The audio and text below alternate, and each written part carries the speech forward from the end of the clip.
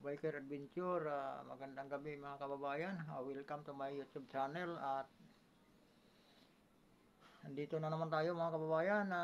Maglalabas na naman tayo sa ating mga opinion patungkol sa mga kaganapan mga kababayan dito sa ating magulo na politika mga kababayan, lalong-lalo na dito sa mga ating mga congressman na walang tigil pa rin mga kababayan sa pagharas kay BP Sara Duterte.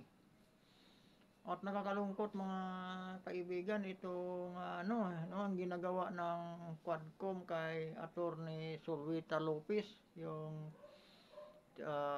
Chief of Staff ni BP Sara, no? Mga kababayan, itong si uh, Attorney Lopez ang pinakontempt ni mga kababayan, pinakontempt ni uh, Franz Castro dahil lang doon sa ang ginagawa lang dahilan mga kababayan nung sumulat daw si Attorney Solvita Lopez sa COA, no, na hindi mo na ibigay ang mga dokumento doon sa Quadcom dahil hindi pa sila tapos mga kababayan. Sa bagay mga kababayan, hindi nga naman dapat talaga, no? Sa bagay, hindi naman ako abogado mga kababayan at hindi rin ako marunong magaling sa batas. Medyo ang iba na iintindihan natin. Ang atin ng opinion mga kababayan, masyadong parang overpower, tama ba yung termino ko? Parang overpower mga kababayan ng mga congressman ang trabaho ng COA. No? Minamadali nila para bang sila na ang nag-audit, sila na ang lahat mga kababayan sa kanila na. Hindi na nila pinapakinggan ang paliwanag ni Attorney Lopez. Ang masaklap mga kababayan, ang isang magaling at matinong abogado ay ipinakontempt ng isang ang nagpa-contempt mga kababayan, ang hindi katanggap-tanggap ay isang convicted. Ang hindi convicted at isang lawyer mga kababayan ay pinakontempt ng isang legal front ng CPP-NPA. Isang mga notorious nga rebel group mga kababayan nga nandito sa nakapasok sa Congress.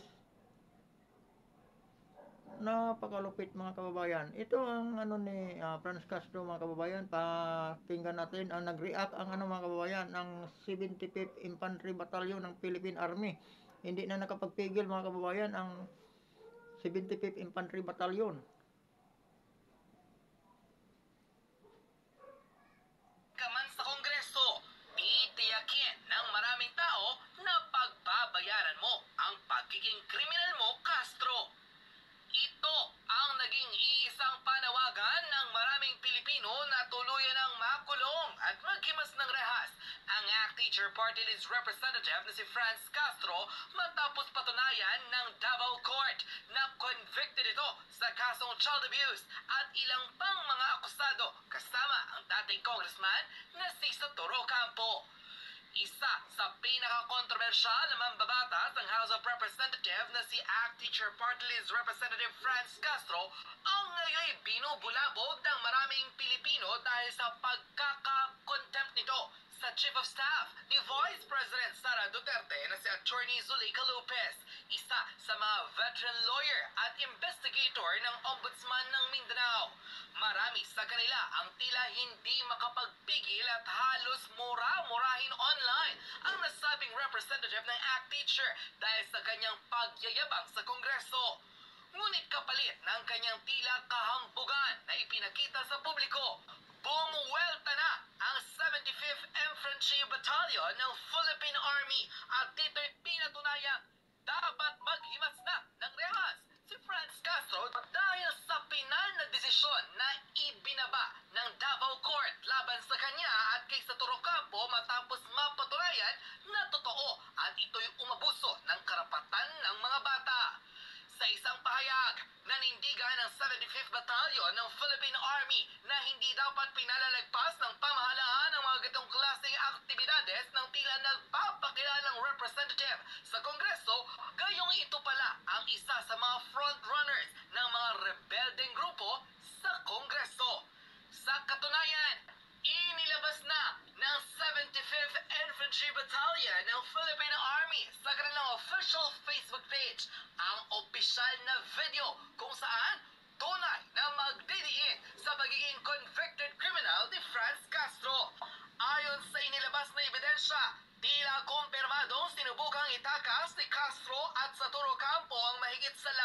dalawang batang lumad sa Talaingod, Davao del Norte noong 2018. Ngunit nakalaboso sila ng otoridad maging ng mga pulis kaya't humantong ang lahat sa isang presintong harapan.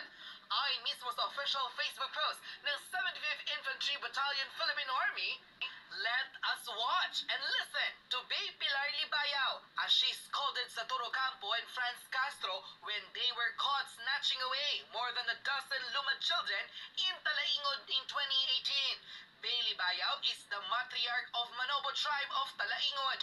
CBP-NP NDF exploitation of lumad children is real.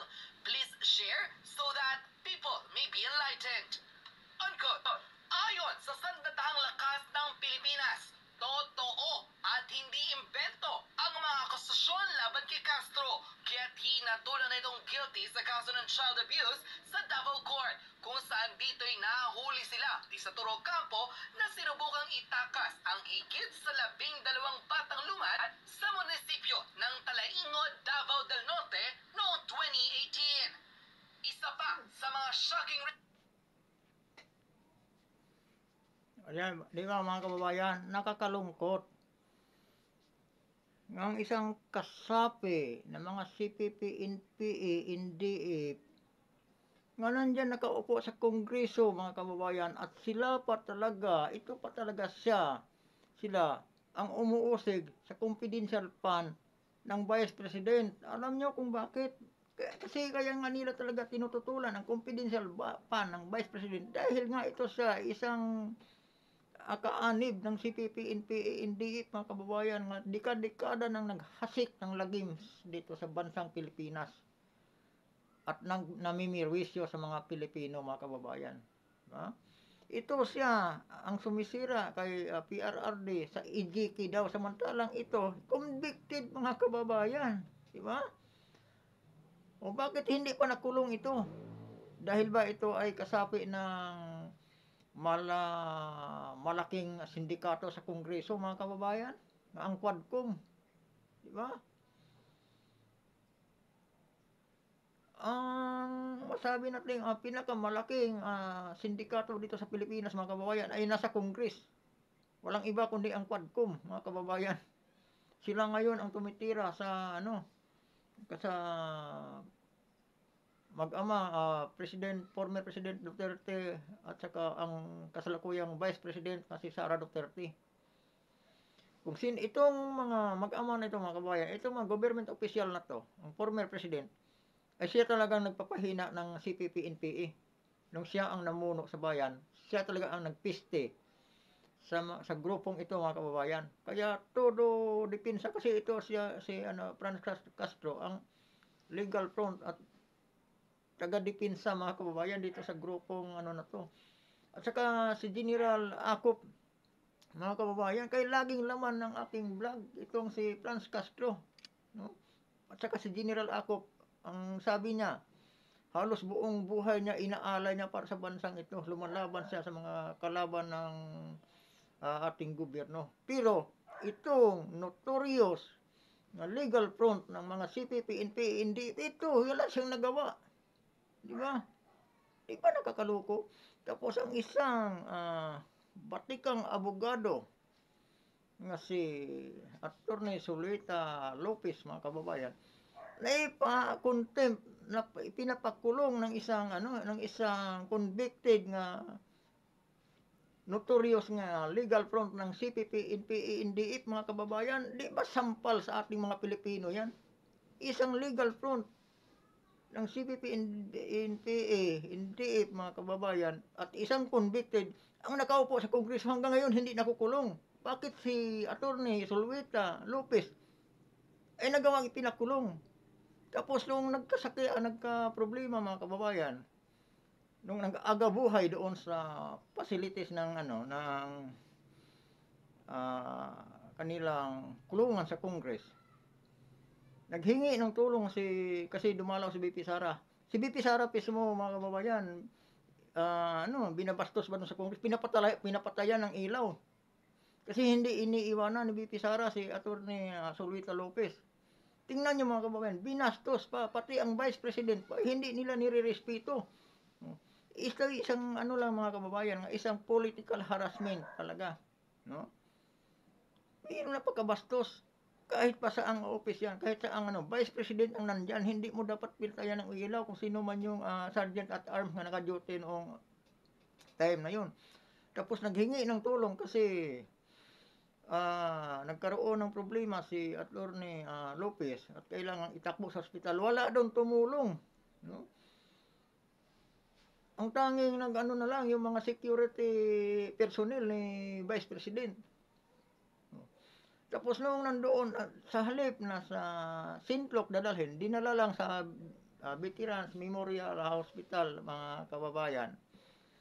Tapos gusto pa nilang ilipat sa ano sa women's detention facilities mga kababayan. Hindi yan convicted ha.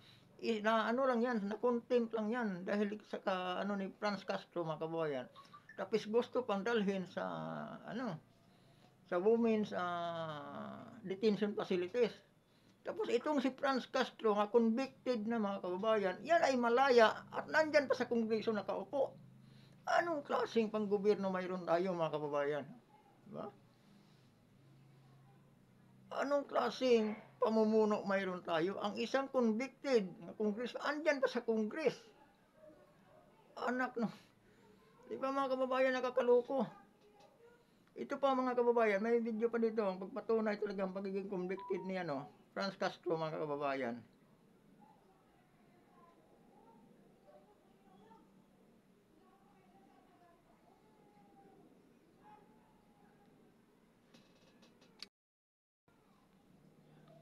Ito mga kababayan ni Franz Castro.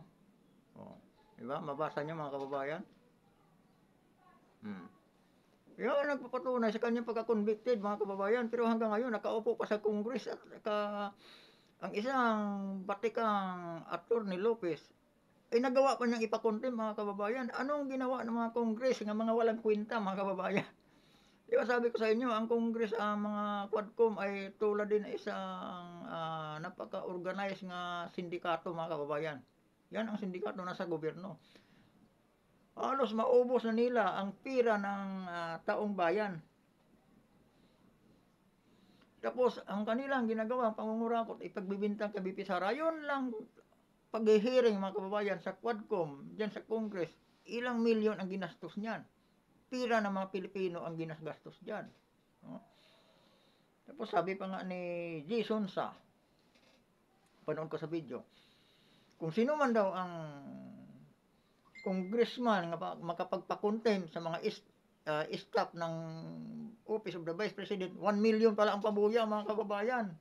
Napakasaklap. Kung ito ay may katotohanan, di ba? Ginagago tayo mga Pilipino mga kababayan.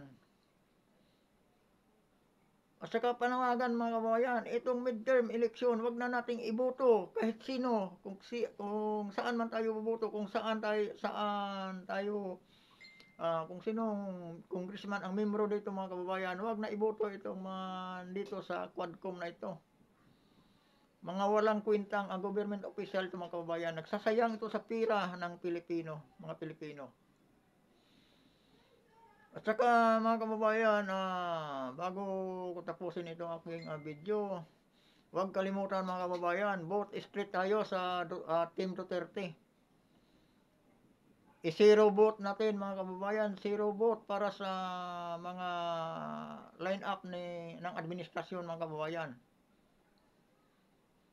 Ulitin ko mga kababayan, vote straight Team Duterte tayo. Zero vote tayo. Zero vote natin ang line-up ng administrasyon. Sila ang nagpapahirap sa ating mga Pilipino. Sila ang mga walang ginagawa mga kababayan. Dahil sa gusto nila, sa pag-aatake nila sa mga Duterte mga kababayan, wala na silang ginawa. Wala nang nangyayari sa ating bansa. Pati ang railway system nga pinagsikapan ni PRRD mga kababayan. Ngayon, inaabandona na ni BBM. Wala ng pondo mga kababayan. Ang railway system nga pangarap ni Duterte upang maginhawa ang pagbiyahe sa mga Pilipino mga kababayan, ngayon natigil, hindi pinunduhan. Pero naubos ang pira ng bayan mga kababayan. No? Nag-withdraw na ang China eh. mga kababayan, nag-withdraw na ang China. Lahat ng mga project sa Pilipinas, malaking project na funding ng China dahil sa kagagawa ni BBM, nag-withdraw ang China mga kababayan. Wala na. Paano pa tayo? Di ba? Paano tayo uunlad? Ang build project nga sinimulan, pinaghirapan ni PRRD mga kababayan, wala na, inaabandona na ni BBM. At di ko na pahabain ang aking video mga kababayan at umabot na ako ng 16 minutes. Huwag kalimutan mga kababayan na paki-like and subscribe naman dito sa aking munting YouTube channel mga kababayan. At magandang gabi sa inyong lahat. Ingat mga kababayan. Sa lahat ng mga kababayan na kapanood sa aking video at hindi nag-skip ng ads, maraming salamat sa inyo at saka sa aking mga subscriber. Maraming salamat sa inyong lahat. Kung saan man kayong dako sa mundo mga kababayan, doble ingat lang. Huwag tayong masyadong magkumpiyansa at huwag kalimutang tumawag sa taas mga kababayan. Huwag nating kalimutang manalangin sa Panginoon at ipanalangin nyo na rin magiging tahimik at maayos ang bansang Pilipinas mga kababayan. At ipanalangin nyo na rin at suportahan natin lagi si BP Sara mga kababayan. Mabuhay kayong lahat at magandang gabi sa inyong lahat mga kababayan.